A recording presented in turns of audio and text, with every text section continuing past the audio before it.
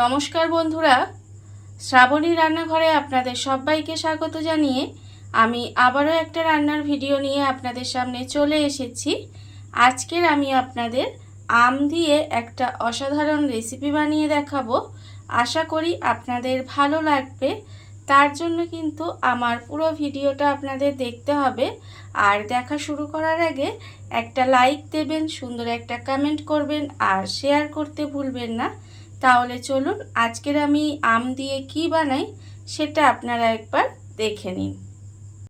রান্নাটা করার জন্য প্রথমে আমি এখানে দেখুন একটা আমের কিন্তু দুটো চাকলা নিয়ে নিয়েছি। আটিটা কিন্তু নিইনি, আমার এই দুটো চাকলাতেই হয়ে যাবে, সেই জন্য আমি একটা আমের এই দুটো চাকলা নিয়েছি।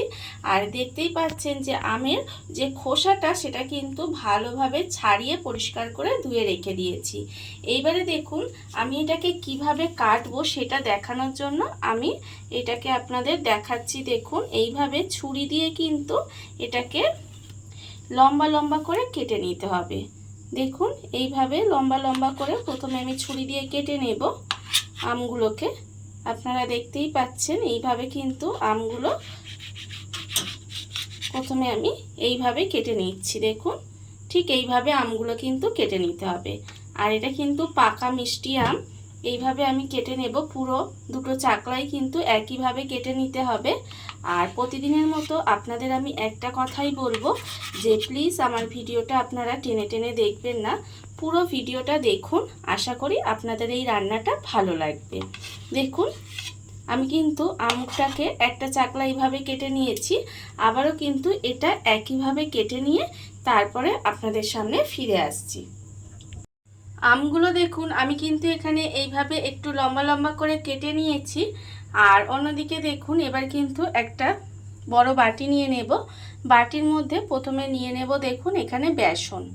এখানে কিন্তু আমি প্রায় বড় চামচের 4 চামচ মতো বেসন রেখেছি, সেই বেসনটা আমি এখানে নিয়ে নিলাম। এইবারে আমি এর মধ্যে দিয়ে দেব দেখুন এখানে আমি রেখেছি আন্দাজ মতো নুন, আছে আমার 1 চামচের কম একটু চিনি, আর একদম অল্প সামান্য একটু হলুদ দিয়েছি কালারের জন্য। আছে এখানে কাঁচা লঙ্কার গুঁড়ো, এটা হচ্ছে আমি 1/2 চামচ মতো দিয়েছি। আর আছে এখানে দেখুন জোয়ান, এখানে কিন্তু 1/2 চামচ জোয়ান দিয়েছি। এইবারে সমস্ত কিছু খুব ভালোভাবে একটু মিশিয়ে নেব। এটা কিন্তু প্রথমে খুব ভালোভাবে মিশিয়ে নিতে হবে। দেখুন এইভাবে একটু মিশিয়ে নেব সমস্ত কিছু। দেখুন এখানে আমি খুব ভালোভাবে মিশিয়ে নিয়েছি, এটা কিন্তু খুব ভালোভাবে মেশানো হয়ে গেছে। এইবারে আমি এর মধ্যে দিয়ে দেব জল। এখানে কিন্তু অল্প অল্প আমি নর্মাল টেম্পারেচারের জল দেব, দিয়ে এটা কিন্তু খুব ভালোভাবে একটা ব্যাটার তৈরি করে নিতে হবে। আর ব্যাটারটা কিন্তু আপনারা লক্ষ্য করবেন যেন একদম পাতলা ব্যাটার যেন না হয়ে যায়, একটু মোটা টাইপের যেন ব্যাটারটা হয়। আমি আপনাদের দেখিয়ে দেব ঠিক কেমন হবে। এইভাবে অল্প অল্প জল দেবেন আর একটা কিন্তু ব্যাটার রেডি করে নিতে হবে। আর এটা কিন্তু খুব ভালোভাবে একটু ফেনিয়ে নিতে হবে। ফেনিয়ে ব্যাটারটা আমি এখানে রেডি করে নিয়ে আবারও আপনাদের সামনে ফিরে আসছি। অল্প অল্প জল দিয়ে দেখুন আমি কিন্তু এখানে ব্যাটারটা রেডি করে নিয়েছি। আর আপনাদের ঘনত্বটা আমি দেখাচ্ছি। দেখুন ঠিক এরকম কিন্তু ঘনত্বটা রাখতে হবে। এইভাবেই কিন্তু এটা রেডি করে নিতে হবে। আর এটা কিন্তু একটু সময় ধরে একটু ফেনিয়ে নিতে হবে। দেখুন ভালোভাবে একটু ফেনিয়ে নেবেন। আর এটা আমার হয়ে গেছে, রেডি হয়ে গেছে। অন্যদিকে দেখুন আমি কিন্তু এখানে গ্যাসটা অন করে একটা কড়া বসিয়ে দিয়েছি। এইবারে আমি কড়ার মধ্যে দিয়ে দেব, এখানে আমি দেব সাদা তেল। দেখুন বেশ কিছুটা সাদা তেল কিন্তু আমি এখানে দিয়ে দিলাম। এবারে তেলটা একটু গরম হতে দেব। তেলটা আমার এখানে দেখুন গরম হয়ে গেছে, তেলটা কিন্তু খুব ভালোভাবে গরম করে নিতে হবে।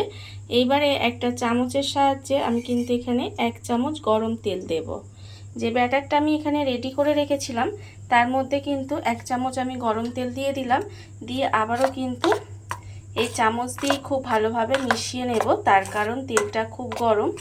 এইভাবে একটু ভালো করে কিন্তু আবারও ফেনিয়ে নিতে হবে। গরম তেলটা দিয়ে দেখুন আমি কিন্তু আবারও একটু ফেনিয়ে নিয়েছি।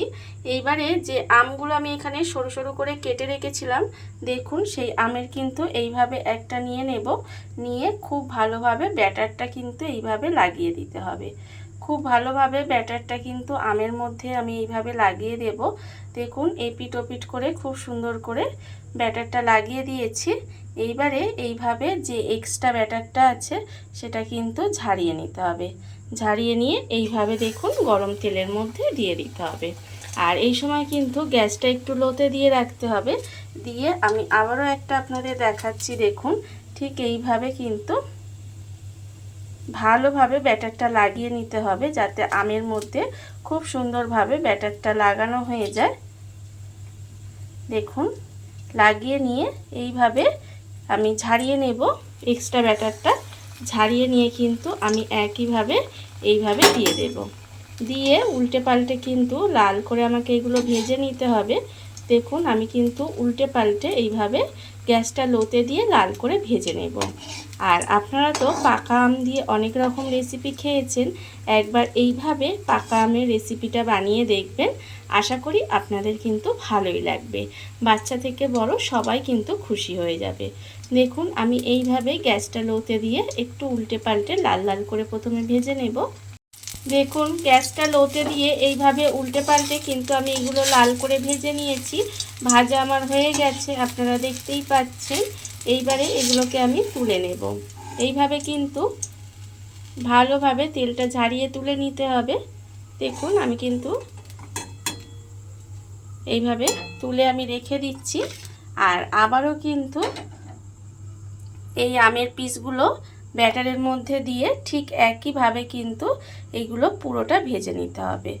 এইভাবে আমি প্রত্যেকটা আমের পিসকে এইভাবে ব্যাটারে ডুবিয়ে ভালোভাবে ব্যাটারের মধ্যে কোট করে তারপরে তার এক্সট্রা যেটা ব্যাটার আছে সেটা ঝাড়িয়ে এইভাবে তেলের মধ্যে দিয়ে ভেজে নেব।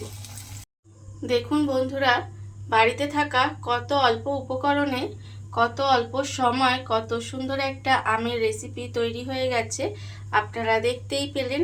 আর এটা কিন্তু দেখতে যতটা সুন্দর হয়েছে, খেতে কিন্তু তার থেকেও অনেক বেশি সুন্দর হয়। এইভাবে আপনারাও কিন্তু একদিন হলেও বাড়িতে বানিয়ে দেখতে পারেন। আর এই ভিডিওটা যদি আপনাদের ভালো লেগে থাকে, আপনারা যদি ফেসবুক থেকে দেখে থাকেন পেজটি ফলো করে দেওয়ার অনুরোধ রইল। আর যদি ইউটিউব থেকে দেখে থাকেন চ্যানেলটি সাবস্ক্রাইব করে নেওয়ার অনুরোধ রইল।